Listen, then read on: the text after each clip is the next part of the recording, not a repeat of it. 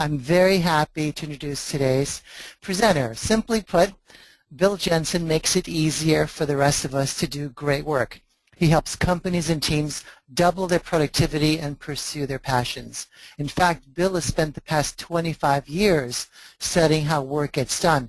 And I'll tell you that much of what he has found horrifies him.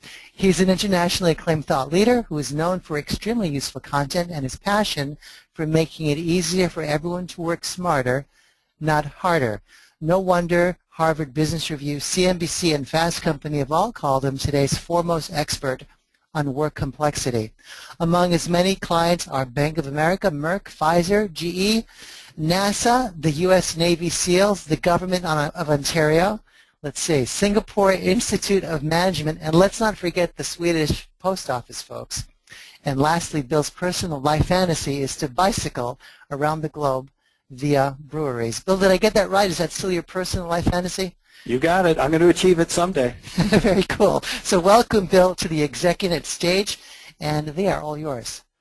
Tony, thank you so much. And I'll just go over, in addition to what Tony just covered, a couple housekeeping rules. The first, I want to repeat what Tony said. I'm not going to hold all the questions until the very end. So if you have anything you want to ask, pipe in the beginning, and Tony will be my watchdog for patterns and questions, and he'll interrupt me whenever he sees a few questions coming my way. Tony, the other thing I wanted to ask to confirm, you talked about the PowerPoint slides. We also made available to everyone the Future of Work survey. Is that correct? The Future of Work study is going to be shared with everyone after our presentation today. Okay. So we've made a promise. So that's available to you. Just so you know, I'm not going to be reviewing that slide by slide. Because you'll all have it. What I'm going to do instead is talk about what does it mean to you? What does that study mean to you? And the main thing that I want to give you a heads up about, all of you here, what I'm really going to be focusing on is how do we simplify the tough work ahead over the next 5 years. Because it's 5 years and it's in the future work and nobody knows what's going to happen by 2020.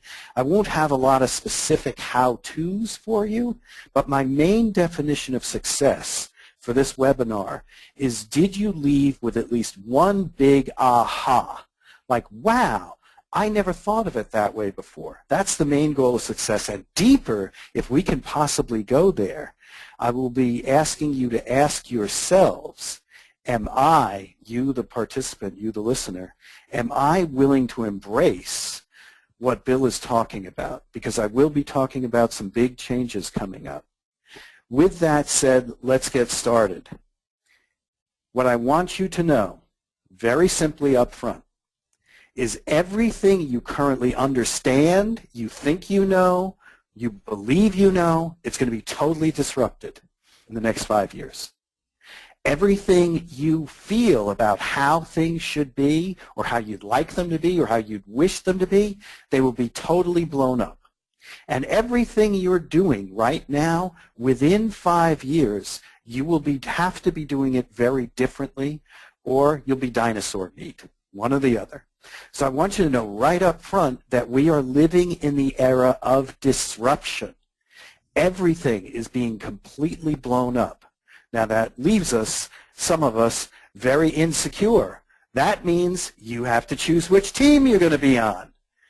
Many of you are going, oh shit, I can't do this. How am I going to do this?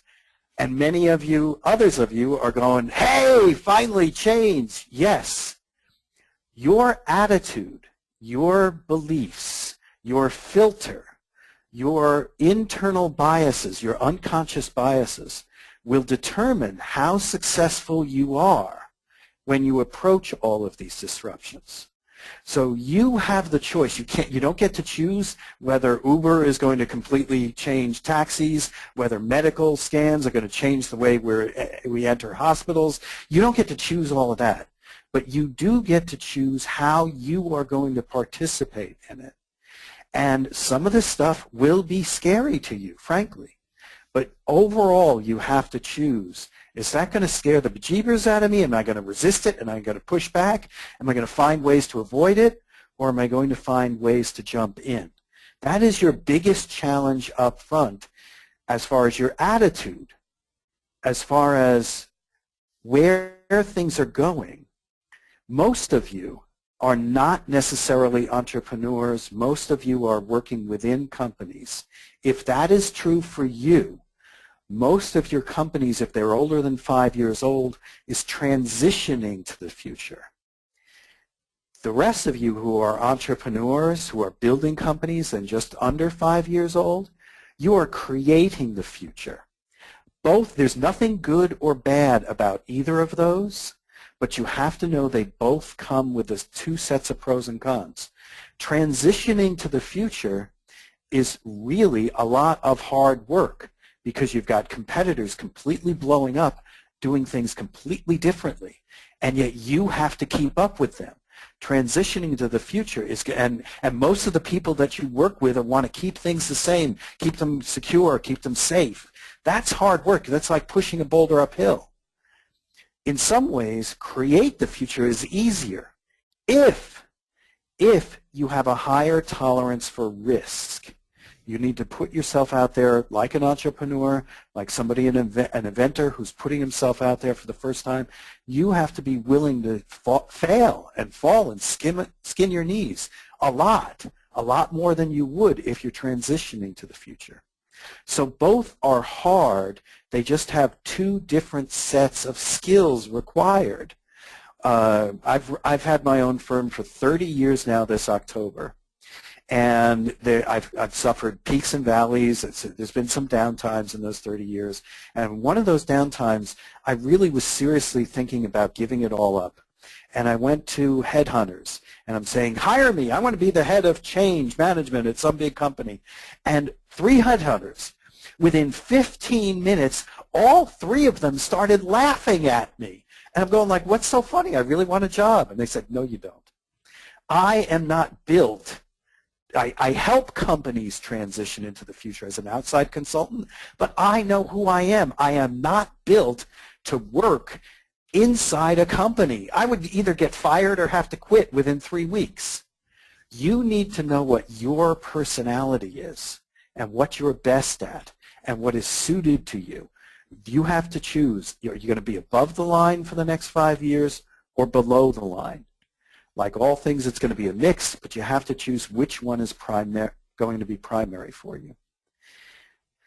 The next slide is the toughest one you're going to deal with in this session.